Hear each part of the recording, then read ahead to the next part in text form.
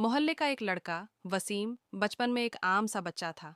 वह भी बाकी बच्चों की तरह गली में खेलता, हंसता, शोर मचाता और कभी-कभी शरारतें भी करता था। लेकिन वक्त के साथ उसके स्वभाव में अजीब सा बदलाव आने लगा। जैसे जैसे वह जवानी की दहलीज पर कदम रख रहा था, उसके चेहरे पर एक अजीब सा घमंड छाता जा रहा था। वसीम वो बच्चा नहीं रहा था जिसे मोहल्ले की माएं प्यार से बुलाती थीं या बुजुर्ग स्नेह से देखा करते थे। अब वह ऐसा नौजवान बन चुका था जिसकी मौजूदगी से गली में सन्नाटा छा जाता था। लोग उसके सामने आने से कतराते थे। अगर किसी की नज़र उससे मिल भी जाती तो वह तीखे लहजे में कुछ न कुछ ऐसा ज़रूर कह देता जिससे सामने वाला शर्मिंदा हो जाता। कभी वह गली से गुजरने वाले फकीर को धक्का दे देता, कभी रास्ते में चलते किसी बच्चे की टोपी छीनकर जोर से हंसता।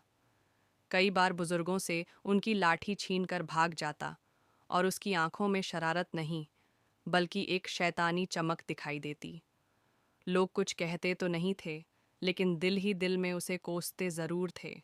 उसके माता पिता बेबस हो चुके थे, मोहल्ले वाले खामोश थे, और वसीम हर दिन और ज्यादा बेलगाम होता जा रहा था। फिर एक दिन ऐसा वाकया हुआ जिसने उसकी जिंदगी की दिशा ही बदल दी। गर्मी का कड़ाका था, दोपहर का वक्त था। सूरज आग बरसा रहा था और गली सुनसान पड़ी थी। ऐसे में एक बुजुर्ग, जिन्हें सब बाबा जी कहकर बुलाते थे, अपनी पुरानी सी लाठी के सहारे धीरे धीरे गली में चल रहे थे। उनकी धोती कमर के पीछे तक लटक रही थी, कंधों पर एक पुरानी चादर थी और चेहरे पर सालों की इबादत और सहनशीलता की झुर्रियां उभरी हुई थीं। वसीम एक दीवार की छांव में खड़ा था। बाबा जी को आते देख उसके दिल में जैसे शैतान हंस पड़ा। वह दबे पांव आगे बढ़ा और जैसे ही बाबा जी उसके पास से गुजरे, उसने पीछे से उनकी धोती अचानक उठा दी। बाबा जी लड़खड़ा गए। आसपास के मकान में रहने वाले लोग, जो खिड़कियों और छतों से यह सब देख रहे थे, सांस रोककर रह गए। सबको लगा अब तूफान आएगा। अब बाबा जी चिल्लाएंगे, बद्दुआ देंगे या शायद अपनी लाठी से पीट डालेंगे। लेकिन बाबा जी चुपचाप पलटे। उनकी आंखों में गुस्सा नहीं था, बल्कि एक अजीब सी गहराई थी। उन्होंने जेब में हाथ डाला, एक खनकता हुआ 100 रुपए का नोट निकाला और वसीम की ओर बढ़ाया। ले बेटा, ये तेरा इनाम है। वसीम हक्का बक्का रह गया। आस-पास से आवाज आई, बाबा जी, आपने इसे इनाम क्यों दिया? ये तो बदतमीजी कर रहा था। बाबा जी मुस्कुराए, वो मुस्कान जिसमें वक्त की समझदारी थी और वो नरमी जो दिल को छू जाए। बोले, ये अब भी छोटा बदमाश है।